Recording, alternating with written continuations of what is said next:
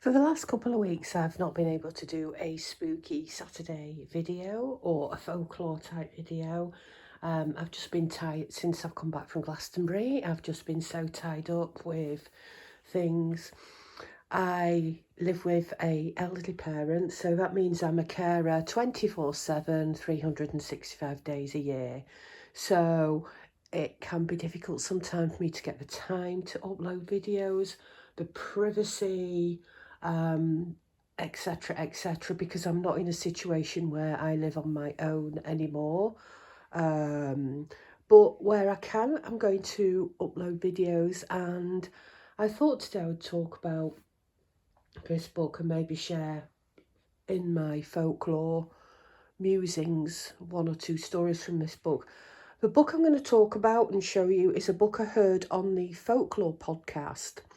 And I'm not promoting the Folklore Podcast, but it is very, very good. I will put the link down below so that you can access it. It is free.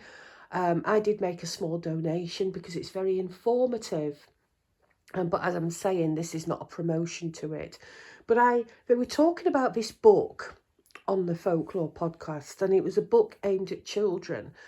And at the time this book came out in the 70s, 80s, up until the 90s, I suppose, this book was very popular in schools. It was always checked out at the school library. And I do remember seeing it in libraries and browsing through it, but it tended to be in the reference section where you could look at it but not take it out. And the school I went to didn't even have a copy in their library. Otherwise, I would have been checking it out. But this is the book. It's the Usborne book of ghosts and hauntings, and it was a real bestseller in its day. You know, I think between the 70s and the 90s, because it really is aimed at children. But it's, when I say children, I'm talking older children, but it's good for adults as well because it raises interesting questions as well. And they did a few of these books in different series. I think there was the Usborne book of aliens, maybe, and the Usborne book of like cryptids, I think. But this is the one that they were talking about on the podcast, and I thought, you know, I'm going to get that book. I remember seeing it as a child, and I would have a look into it. But because my school didn't have a copy in its library, I never took it out on loan. But it is an interesting book. It's not very big, but it's big in size, but it's not too thick. And it does go into things like what is a ghost, what causes ghosts, and then it talks about different sorts of ghosts and some stories. And it is very interesting because do ghosts exist? You can get living ghosts, invisible ghosts, which sounds a bit of a cliche or a bit silly, really. Haunted houses. Most haunted houses actually do not look like that. They do not have this gothic look. They can be a normal run-of-your-mill house. And then there are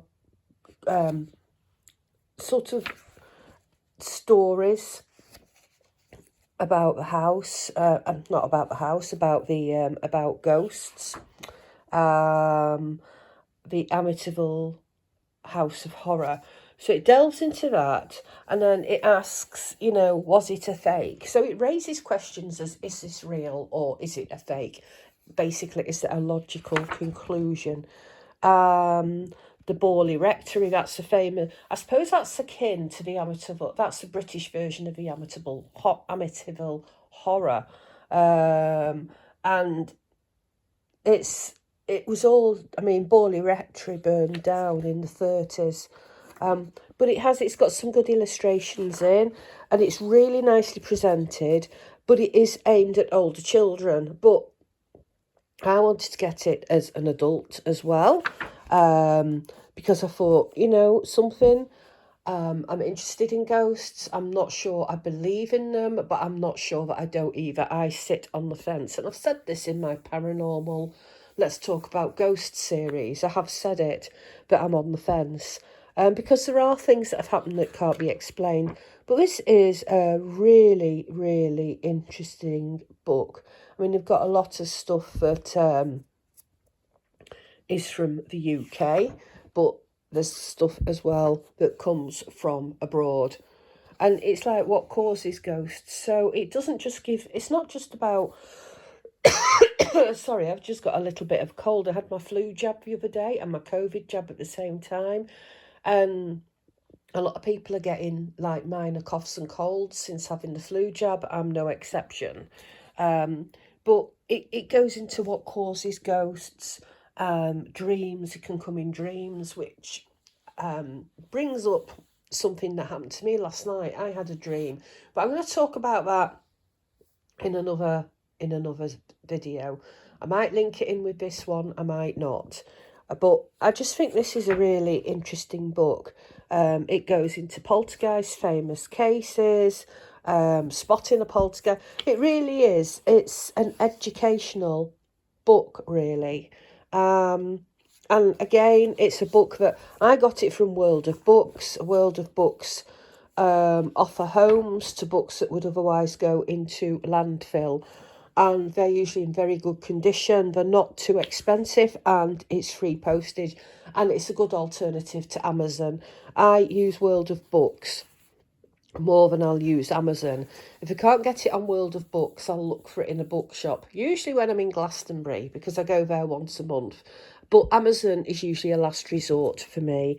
But it's a very interesting book, and I like the way that it tells you about haunted stories, but it also kind of goes into it to encourage the reader to look for maybe a logical explanation, to do their own research.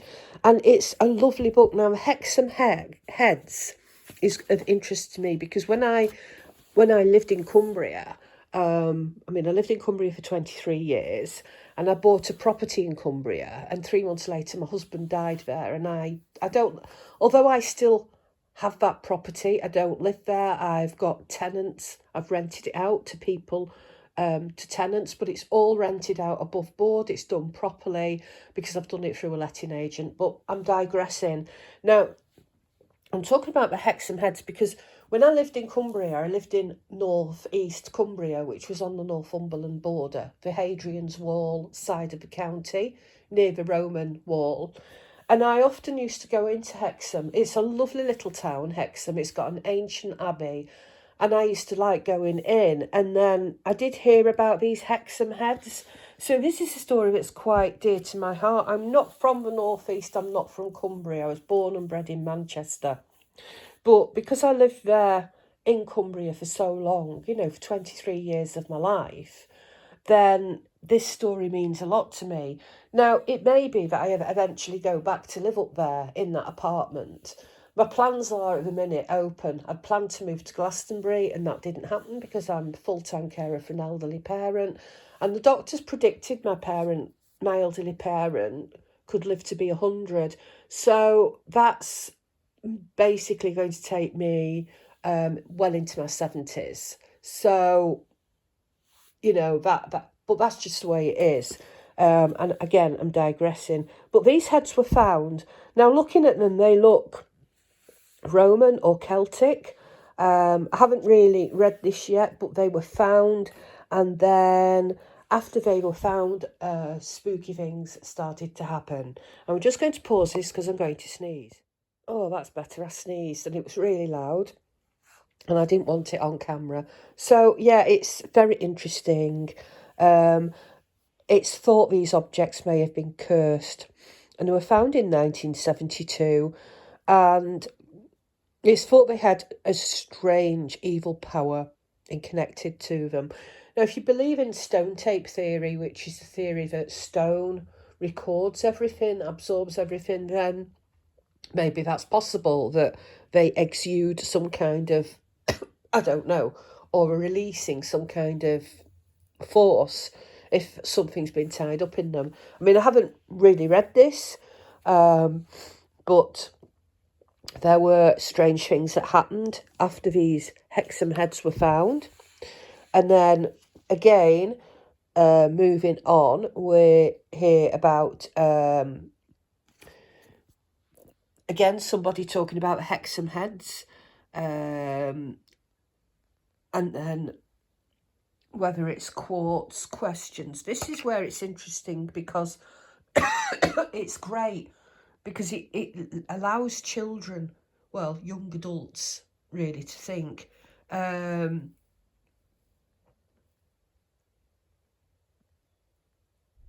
So I've been silent because this actually would be a logical explanation to me. It's a valid and logical explanation about quartz. Quartz is known as a master healer because it can heal at a frequency. So this might be something, and I'm just going to hold this over there.